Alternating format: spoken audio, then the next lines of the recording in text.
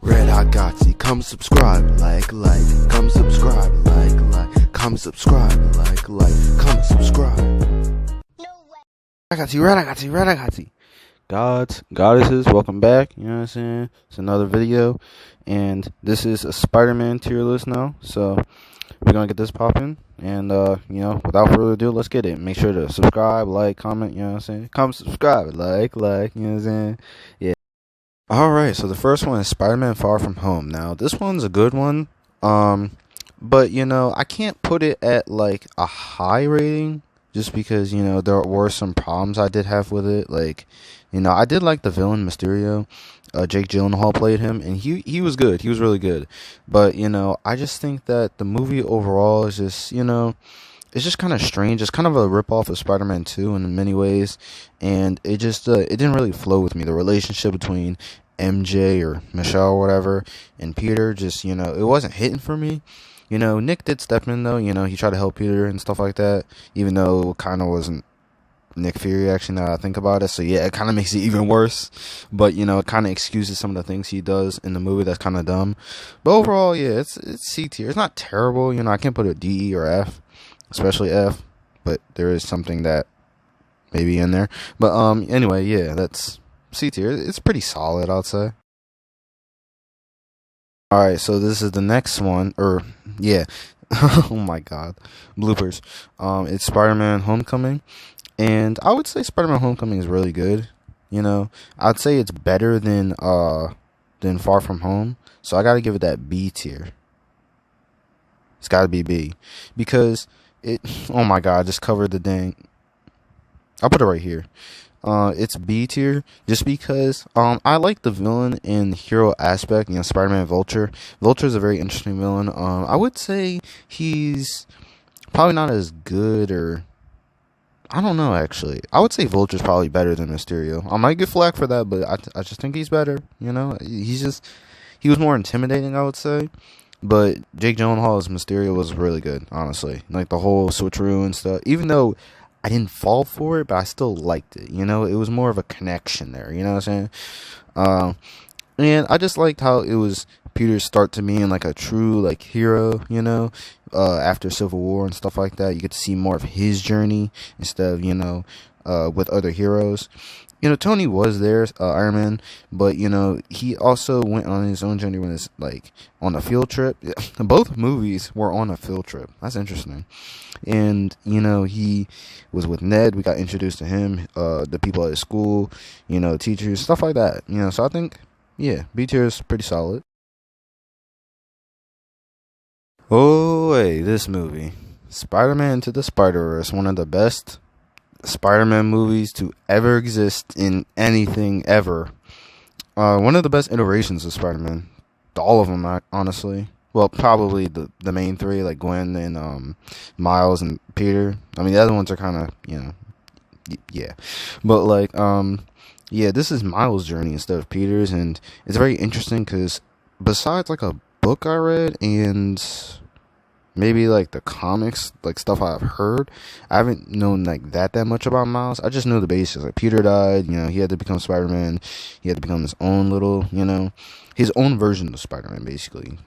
Something that made him different. And that was basically the main story of the main theme of the whole movie, which I thought was very interesting, and they handled it very well, honestly. I really enjoyed it.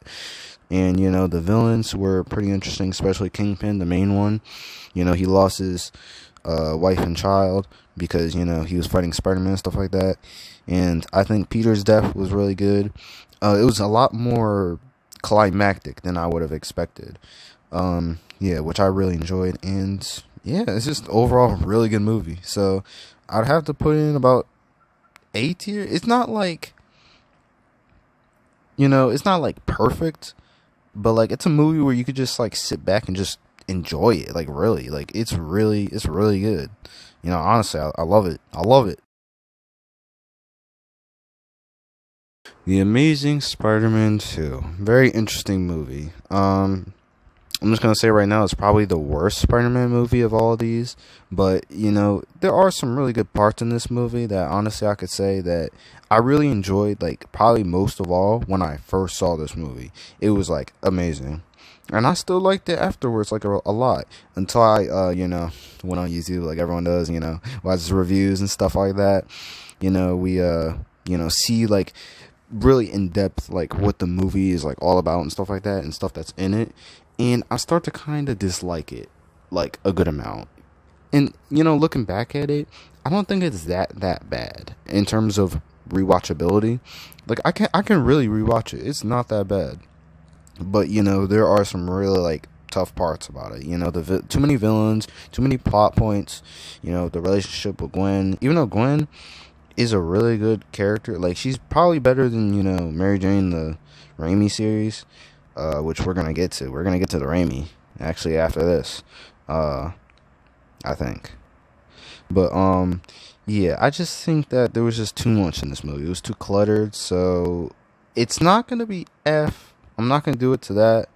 I was thinking about it, but like it's not that bad. So I'll say E tier. It's yeah.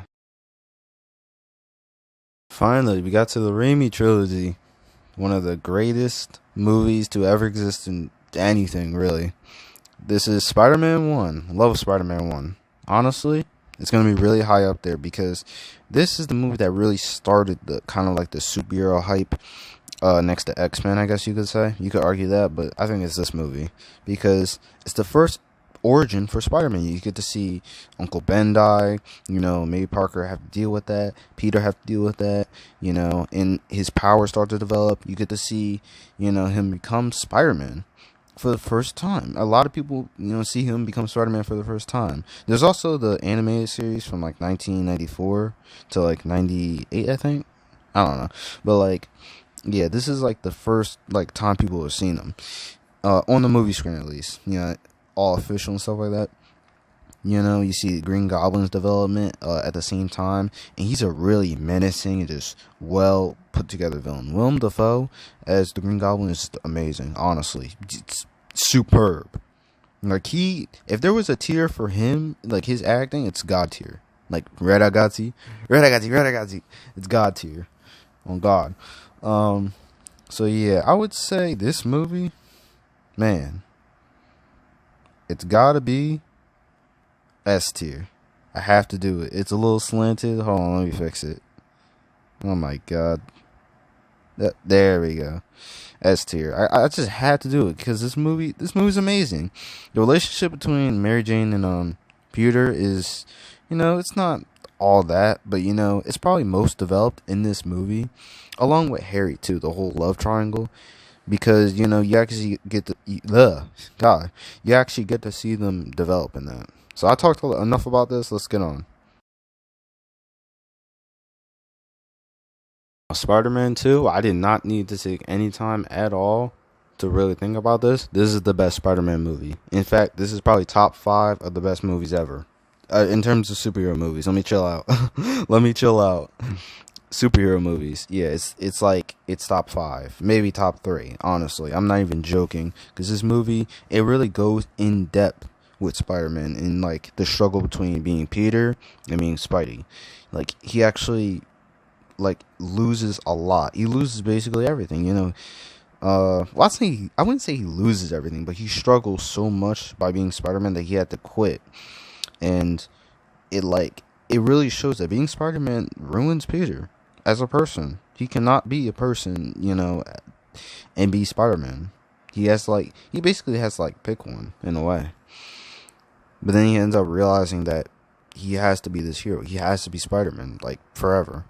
He even says, I will always be Spider-Man. And, him and Mary Jane's, development, God, can't speak. In terms of their relationship is, really developed. Not as well as I would say in Spider-Man 1 in terms of actual plot. It's just a lot of will they, won't they, which is kind of annoying. And she's just a damsel in distress a lot of the time.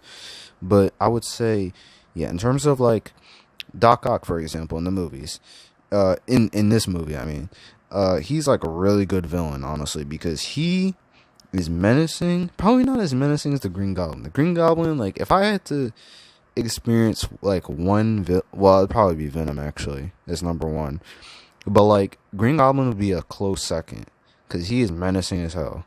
So I would say this movie. I mean, you already know. If I put Spider-Man 1 at S tier, you already know it's gonna be S tier. Come on now, this movie is amazing. It's probably a not 8 or 9 out of 10. To put it to be blunt, like probably 9 out of 10. Honestly, it's great.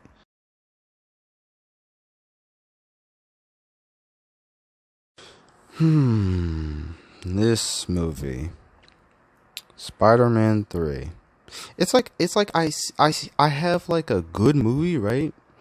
Like a good Spider-Man movie, and then I just have like this. It's like, and it's not like, all right, here's the thing. Let me, like, before I even say like anything about it, I don't really hate this movie. I really don't. I actually love it. But it's like very like it's like Amazing Spider-Man 2. Like, I love a lot of parts in it, but then there's a lot of stuff like the plot and some of the elements in it that just like, oh, like, why is that? And that was brought to my attention as well. Like, later on, still love this movie to death. A lot more than Amazing Spider-Man 2. But yeah, still kind of like the same problems. Too many villains, love stuff, just dumb. Yeah. But I would say Venom is like I already mentioned, he's the most menacing villain of like all these villains. Probably. Like, if you had to face one of these characters, one of these villains, I would not want to face Venom. I would not. It's Venom, Green Goblin, probably like no. Rhino, Electro. I don't know, but Venom's definitely up there. I would say he's the origin story was very similar to the comics, I would say. And that's why I think this movie really excels. Like, all the Raimi movies excel because they use what's in the comics to their advantage, even though this movie was held back by certain things, like, I don't know, stuffing Venom in the freaking movie. But, Sandman was also a really good villain as well, I would say. The stuff with his daughter, she was sick and he tried to get her medicine. I just wish it was developed more, and somehow Venom knew that, he knew his daughter was sick and stuff. I just don't know. Not even Peter knew when he had the suit, so I don't know how he knows. And it's the first time you see Peter with the Spider-Man with the black suit, and it looks really good. Like, I like how it changes the symbol and stuff like that. But overall, this movie, it has some clutter, but it has a good heart. All the Raimi movies do. So I'd say, fix it. I would say it's about B tier. Honestly, I really do like this movie still. Honestly, so yeah, I would put it about there.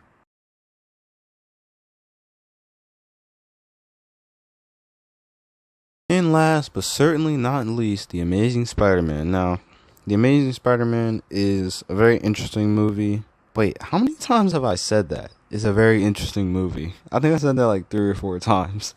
But it really is, because like, all these movies are like, because this one is the introduction to a new Peter Parker, Andrew Garfield. And I think his Peter Parker was, let me just be blunt, it was bad in terms of Peter Parker. Now, him as a character is like, okay, it's fine. It's actually good, I would say. It's okay. It's okay. But him as like Peter Parker is not, no, it's not good, From the comics and stuff like who Peter is, it doesn't really fit Garfield. But his Spider-Man is superb. Like, his quips, he's funny. It's just, I mean, sometimes he's not really all that funny. He's kind of like a jerk, But I would say he's a good Spider-Man. The origin story is told again, which is like, I mean, they told it their own way, which is, I respect that, I guess. But it's somewhat different, different, like places where stuff happens and stuff like that. Some stuff is switched up in the origin, like, Peter's actually at the store when Ben gets shot, and he's like right around the corner, right yeah, he's like right around the corner when he sees Ben die. Or no, right across the street, I mean. God. When he sees him and then he runs over and is like, "Oh my god." Yeah, so that was interesting. The suit overall is like whatever. I didn't mention the suits in the other one. I basically like all of them, but this one's kind of like it kind of looks like a basketball. Like if you look at it, like if you look at the texture and stuff, it looks kind of weird. Yeah, I just don't really like it. And I guess like Dr. Connors, the lizard, he's really good in this movie. A lot of people hate on him just because his plan was to turn everyone into lizards, to quote unquote give them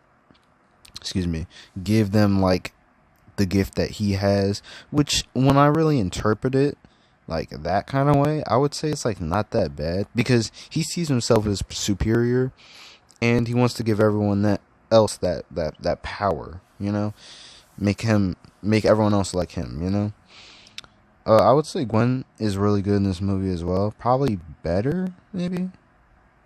Yeah, I'll probably say so. I really have to think about that though. But yeah, I like the relationship, like Gwen and Peter in this one, or even in both of them, Amazing Spider-Man 2 as well, like I mentioned, because she's really good. Like Emma Stone. See, I'm thinking about the last video I made. Go watch that. It's really good.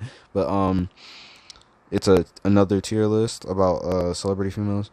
But like God, Emma Stone, she's really good as Gwen Stacy, I'd say. I really enjoy her. There's no Harry in this one, no best friend or anything. He's basically a loner until he meets Gwen. But yeah, you get to see the high school experience. I've been talking about this movie for way too long. Yeah, I would say it's about like, probably like C. It's not terrible. Like I can rewatch it. Yeah, I'll be fair. Maybe D on like a really bad day. C.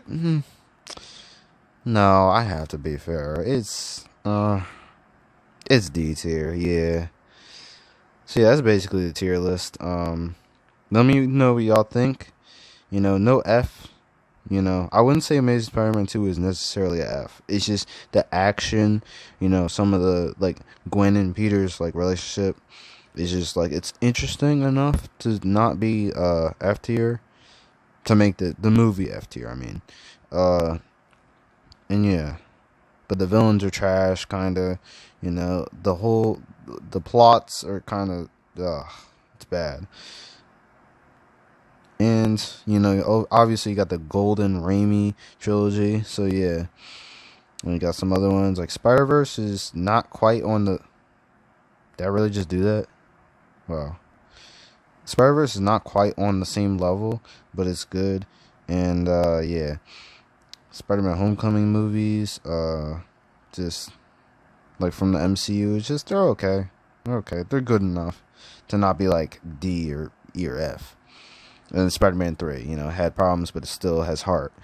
And yeah, that's really just how I see them. So yeah, like, comment, subscribe. I'll see you guys later.